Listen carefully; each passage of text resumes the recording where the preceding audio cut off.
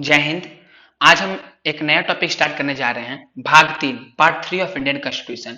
Part 3 of Indian constitution में fundamental rights या मूल अधिकार की चर्चा है। जो पार्ट 3 ऑफ इंडियन कॉन्स्टिट्यूशन है, जो भाग 3 है संविधान का, भारतीय संविधान का, वो आर्टिकल 12 से लेकर 15 तक है।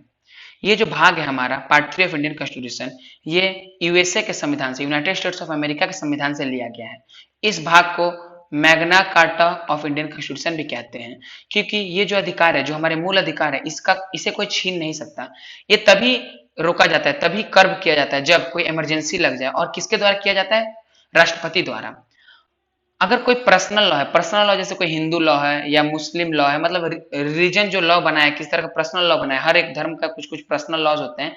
अगर कोई पर्सनल लॉ वायलेट करता है फंडामेंटल राइट को या हनन करता है मूल अधिकार का, तो उसको क्या कर दिया जाएगा? नल एंड वॉइड घोषित कर दिया जाएगा। It will stand null and void. जैसे इसका एग्जाम्पल है ट्रिपल तलाक। ट्रिपल तलाक बिल क्या था? जैसे हम लोग का फंडामेंटल राइट में है राइट टू इक्वालिटी, मतलब मेन वुमेन सब इक्वल है, सब कोई इक्वल है। लेकिन ट्रिपल तलाक बिल में जो डाइवोर्स देने का जो प्रावधान था, सिर्फ मेन के पास था। वुमेन तलाक तलाक तलाक नहीं बोल सकती थी। तो ये कहीं ना कहीं फंडामेंटल राइट को वायलेट करता था। इसीलिए ट्रिपल तलाक बिल लाके इसको क्रिमिनलाइज कर दिया गया और इसको क्रिमिनल ऑफेंस बना दिया गया। और इसको क्या कर दिया गया? इसको null and void, it stand null and void, इसको नल एंड वॉइड मतलब घोषित कर दिया गया।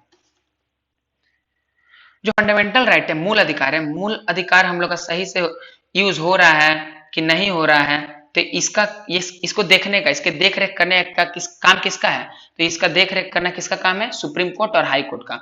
सुप्रीम कोर्ट और हाई कोर्ट क्या करती है? इसकी डिफेंडर है या सेवियर है, इसकी देख रेख करती है। अगर इसका कोई छनन होता है तो उसको रोकती है, उसके लिए सजा देती है। तो जो फंडामेंटल राइट्स ये डिबेटेबल भी है और एनफोर्सिएबल है। मतलब फंडामेंटल राइट्स को सुप्रीम कोर्ट चाहे अगर इसमें कुछ गलत इंटरप्रिटेशन हो तो इसके लिए डिबेट कर सकती है, इसके लिए बैठक बुला सकती है। और साथ साथ अगर कोई इसका हनन करता है तो उसको बोलेगी नहीं ये गलत हो रहा है, इसको लगाइए, मूल अधिकार सबका मिलना चाहिए। इनफोर्सिएबल भी है, it is debatable as well as enforceable.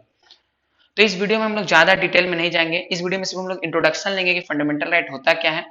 उसके बाद अपकमिंग वीडियोस में हम लोग हर एक फंडामेंटल राइट, जो भी टोटल पहले 7 फंडामेंटल राइट थे, आज के डेट में टोटल 6 फंडामेंटल राइट हैं, उन सब चीजों को डिस्कस करेंगे अपकमिंग वीडियोस में, एक एक फंडामेंटल राइट्स को। इस वीडियो में सिर्फ हम लोग इंट्रोडक्शन लेंगे।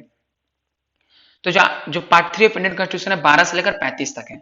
तो जो शुरुआती 2-3 आर्टिकल है उसको हम लोग समझेंगे, 12 और 13 को सिर्फ समझेंगे। उसके बाद 14 से लेकर 18 राइट टू इक्वालिटी है, 19 से लेकर 22 तक राइट टू फ्रीडम है, 23 से लेकर 24 तक राइट अगेंस्ट एक्सप्लॉयटेशन है, 25 से लेकर 28 तक right to freedom of religion है, 29 से लेकर 30 तक कल्चरल एंड रिलीजियस राइट है। आर्टिकल 31 में राइट टू प्रॉपर्टी था, जो कि आज हटा दिया गया। आज के समय पर वो नहीं है, उसको आर्टिकल 300A में भेजकर लीगल राइट बना दिया गया। और आर्टिकल 32 में राइट टू कॉन्स्टिट्यूशनल रेमेडीज है। तो ये सारी चीजें एक एक आर्टिकल को हम लोग बाद में डिस्कस करेंगे। आज के दिन सिर्फ हम आर्टिकल 12 और 13 को डिस्कस करेंगे। आर्टिकल 12 में डेफिनेशन है, परिभाषा है। किस चीज की परिभाषा है? यहाँ पर परिभाषा फंडामेंटल राइट की परिभाषा नहीं की है, यहाँ पे स्टेट की परिभाषा है। स्टेट, जैसे हम लोग स्टेट से क्या समझेंगे? राज्य। लेकिन यहाँ पे स्टेट का मतलब संविधान में बहुत सारी जगहों पर, except part 6 of Indian constitution, part 6 को छोड़कर बाकी हर जगह स्टेट का मतलब होता है सेंट्रल गवर्नमेंट, स्टेट गवर्नमेंट और कोई भी गवर्निंग बॉडी। जैसे कि कोई इलेक्ट्रिक बोर्ड है, ओएनजीसी है, सेंट्रल है, स्टेट है, लोकल गवर्नमेंट, ये सारी क्या है? सबको स्टेट से कहा जाता है। तो यहाँ पे आर्टिकल 12 में स्टेट का डेफिनेशन दिया हुआ है। स्टेट मतलब जो गवर्न कर रही है, देश को चला रही है, चाहे किसी डिपार्टमेंट को चला रही है, सब किस चीज में आएंगे? स्टेट में आएंगे। ठीक है, जो कि रूल्स एंड रेगुलेशन को फॉलो करता है। तो कोई भी मतलब स्टेट का भी डेफिनेशन दिया है, चाहे वो सेंट्रल गवर्नमेंट हो, स्टेट गवर्नमेंट हो, लोकल गवर्नमेंट हो, इलेक्ट्रिक बोर्ड हो, ओएनजीसी हो, कोई भी फंडामेंटल राइट को डिनाई नहीं कर सकता। कुछ रूल्स और रेगुलेशन बनाए जा सकते हैं प्रॉपर फंक्शनिंग के लिए, लेकिन फंडामेंटल राइट का हनन या उसको रोका या उससे वो छीना नहीं जा सकता। रूल और रेगुलेशन बेशक बनाए जा सकते हैं, लेकिन उसका हनन नहीं किया जा सकता। तो वही यहाँ पे बताया गया कि स्टेट में कौन कौन आता है। स्टेट में आता है आपका central government, state government, local government, electric board, ONGC और कोई प्राइवेट बोर्ड है, जो भी है, जो कि एक अच्छे तरीके से वेल मैनर्ड, एक ऑर्गेनाइज तरीके से चल रहा है, वो सब क्या है? एक स्टेट का हिस्सा है। सबको स्टेट का, यहाँ पे स्टेट का मतलब राज्य नहीं होता। ठीक है, अब आते हैं आर्टिकल 13 में। आर्टिकल 13 में बोला गया है कोई भी लॉ जो कि इनकंसिस्टेंट है या in derogation of fundamental right, मतलब कोई भी लॉ जो कि क्या करता है? हनन करता है, फंडामेंटल राइट्स का हनन करता है, वो लॉ क्या है? डेरोगेटरी है, इनकंसिस्टेंट है। जो भी लॉ इनकंसिस्टेंट है या डेरोगेटरी है, मतलब हनन करता है फंडामेंटल राइट का, वो लॉ क्या हो जाएगा, नल एंड वॉइड हो जाएगा। वो जैसे मैंने आपको पहले बताया था, जैसे जो भी कोई भी प्री कॉन्स्टिट्यूशनल लॉ हो या पोस्ट कॉन्स्टिट्यूशनल लॉ हो, मतलब संविधान बनने से पहले कोई लॉ आया हो या संविधान बनने के बाद कोई लॉ आया हो, अगर वो फंडामेंटल राइट को वायलेट करता है तो वो वैलिड नहीं माना जाएगा, उसको क्या किया जाएगा, खारिज कर दिया जाएगा, उस पर रोक लगा दी जाएगी। जैसे एक सिंपल सा फ्रेज है, आपकी आजादी तब तक है जब तक दूसरों की आजादी बाधित नहीं होती। मतलब जैसे आपको बोलने का राइट है, मतलब बोल सकते हैं, इसका मतलब ये नहीं है कि आप किसी को जाके गाली देने लगिएगा, क्योंकि आपकी आजादी तभी तक है जब तक दूसरे की आजादी बाधित नहीं होती। आपको आजादी है कि आप कहीं भी घूम फिर सकते हैं, तो इसका मतलब ये नहीं है कि आप मिलिट्री एरिया में घुस जाइएगा। कुछ रेस्ट्रिक्शन है, कुछ रूल्स एंड रेगुलेशन है जो कि एक प्रॉपर फंक्शनिंग के लिए बनाना पड़ता है। इसीलिए हम लोग को ये भी ध्यान में रखना होगा, हमारे पास मूल अधिकार तो है लेकिन एक प्रॉपर फंक्शनिंग भी है, हम कुछ भी नहीं कर सकते। अगर हम लोग बोलने का अधिकार है तो किसी को कुछ भी नहीं ना बोल देंगे। हमको कहीं भी जाने का अधिकार, इसका मतलब ये नहीं ना कर्फ्यू लगाया तो हम चल जाएंगे। तो इसे हम लोग को समझना होगा। तो इस वीडियो में हम लोग यही सब डिस्कस करेंगे। नेक्स्ट वीडियो में हम लोग डिस्कस करेंगे आपका फंडामेंटल राइट्स, साथ ही साथ तो आप देख लीजिए आर्टिकल 13 में ये था, आपका था यही, आपकी आजादी तब तक है जब तक दूसरी आजादी बाधित नहीं होती। फिर आर्टिकल 12 हमने डिस्कस किया और फंडामेंटल राइट्स के बेसिक्स को थोड़ा समझा।